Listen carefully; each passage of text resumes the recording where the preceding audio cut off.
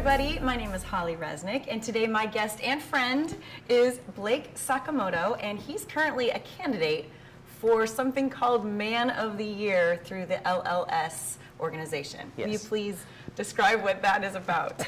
Well, I've worked with the Leukemia Lymphoma Society for about 10 years. So they have chosen me to be the Man of the Year National All-Star candidate for our chapter, Oregon, Southwest Washington, Idaho, Montana. OSWIM, if you keep up with the acronyms.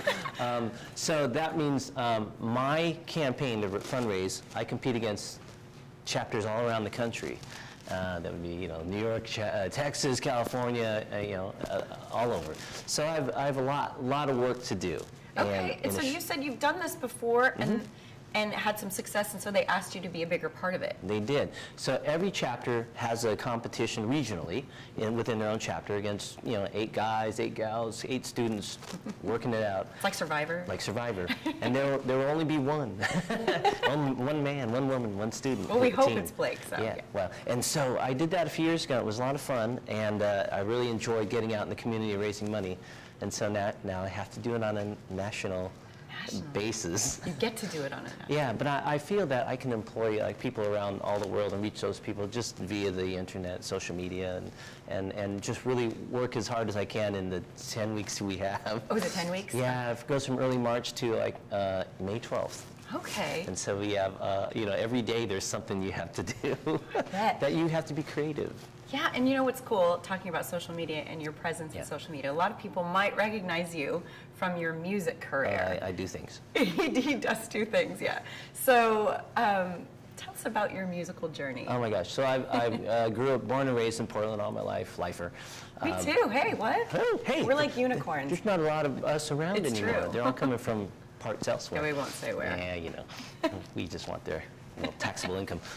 So I grew up in Portland. We want their taxable income. That was hysterical. Well, they're for the greater good.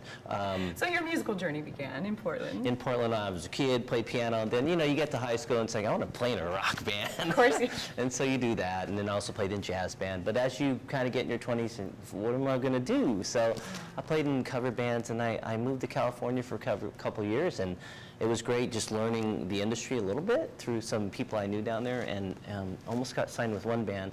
Then I came back home to get signed with the Dan Reed Network, and we did that for several years on Mercury Polygram.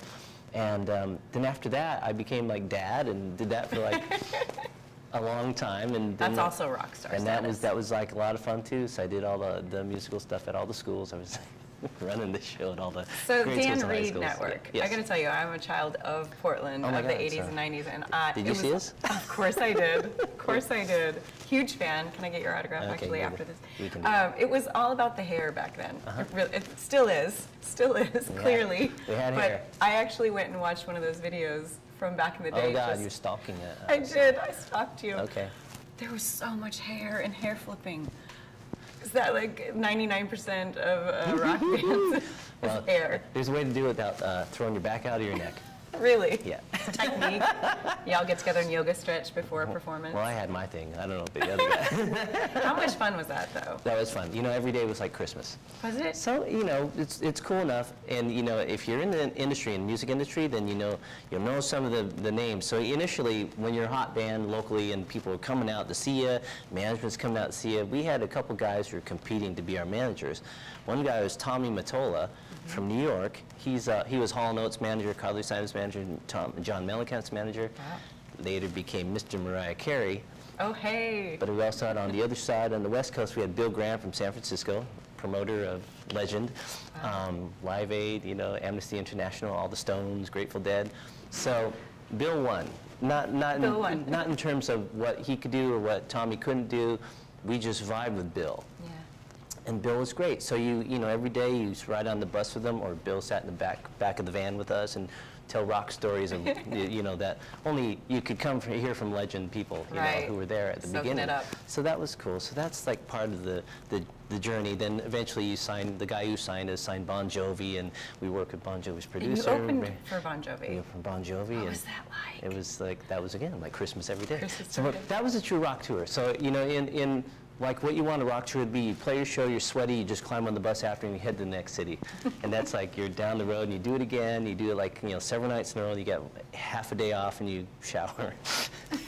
Oh, wow. And really? you keep going. It's a pretty disgusting. It's a disgusting Christmassy lifestyle. But it's a lot of fun. I mean, if it is true, I've seen a million faces and I rocked them all and then kind of did it. That's so awesome. Then that tour was a great 3-month thing in Europe, because our vibe was huge in Europe, and then it led to us opening for the Stones. I didn't know that. Yeah, gotta go do more searching. I know, I should have stalked harder. But that was fun too, because I mean, it was their first tour in like 10 years, and no one knew if they would do it again, because at the time, 46.5 seemed kind of old. Yeah. To be playing a rock band. But they're amazing, and so you get to hang out with people like that, and then it's the people who come to see them. Yeah. Oh, hey, there's Eric Clapton. Hey, there's all the Eurythmics people. Hey, it's all, so it's just people just around, and then because they are who they are. They were like some royals. I didn't know who they were, but they're from, we always hung out in like the Kensington area in London, and so that's like Princess Diana's place, that area. So I suspect she was at one of these things we did. Whoa. So anyway, it's Whirlwind. just stuff like that. It's like, you're just hanging out amongst You're still smiling talking about it. and the Duran guys. That was really fun. Wait, did you just say the Duran guys? Yeah, Like as in Duran Duran? Duran, yeah. Stop it. They were at our, if you have a day off on tour like that, you get to do your own shows. So we had a show on my birthday at one of the clubs, the Town and Country in London, and the Duran guys were there hanging out and, singing happy birthday. Says the Duran guys, like it's no big deal. That's so cool. Yeah, that's the deal. And were these like, I mean, obviously the Stones, but these are people that you looked up to and admired, and then you were on the same level playing with them. Well, in a way, but we were still up and coming. We were supposed to be the band of the decade, right, coming up. So everyone was checking us out. So we had a good run, and that was a lot of fun. And yeah, so. So tell me about when you transitioned more away from music and towards charitable, philanthropic adventures. I guess it would start with, I was married to a local person who emceed. She was a TV person. She did a lot of events, and so I was, the husband. I just hung out in the room and watched the proceedings. So I would do that, and it'd be a lot of fundraising, a lot of auctions, and so you learn. You learn and you kind of watch what this organization is for and how people respond.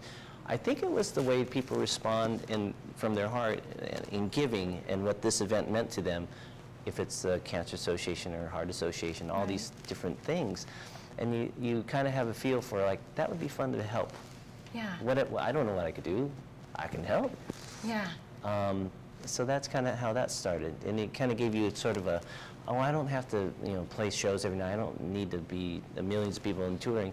There's other ways to reach people. And I thought that would be kind of a good way to do it. So Blake, tell me about Sophia Hamilton. Sophie. Sophie. Sophie Hamilton is the daughter of our good friend Sheila Hamilton, who's over at formerly Kink, but KXL now. I've known Sheila forever and that family forever. So when I found out about Sophie, I actually read a post by Sheila, and I thought she was talking about herself. Then I kind of read more closely, and I said, oh my God, it's Sophie, and how can that be? To know Sophie, she's, she's model gorgeous and just looks like, just like healthy and happy and as any like 5'10" girl. But then I realized, like, when I heard more of her story, she was just like a lot of people. They just feel tired and they can't get their energy back, and trying to adjust diet and sleep more.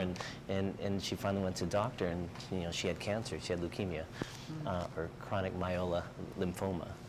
So anyway, doctor drew her up at OHSU Cancer Center, worked with her, and she was taking Gleevec, and it's been, I think, it keeps her cancer in check. She has it, but someday that's going to go away with the advances in medicine and the money that goes into the research up on the hill there. So, but that's how I know, and that's what got me involved in this particular campaign. What we're doing now, just because it's a little close when it's someone you know. Yeah.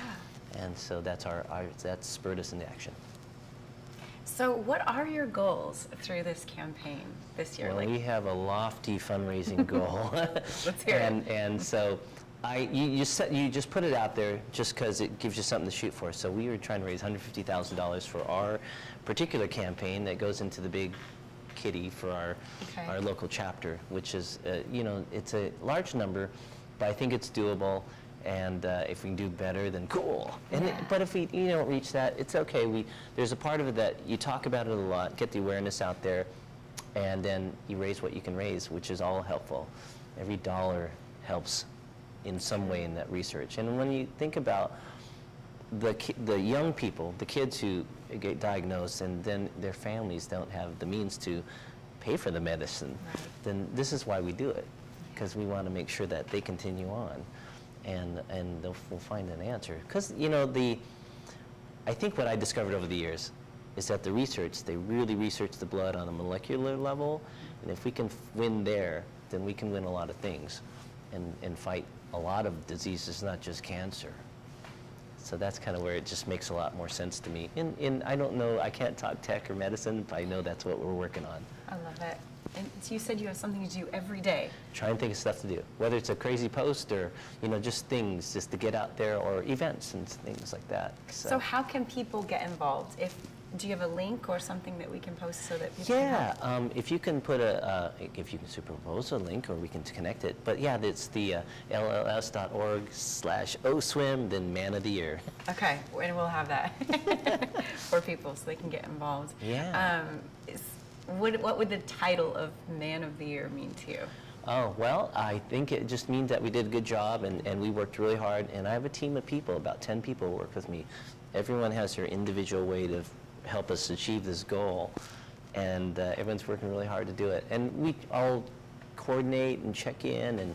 And so that's kind of, it would be rewarding to do it for not only our team, but for Sophie and, other people like her who are having, issues with their health.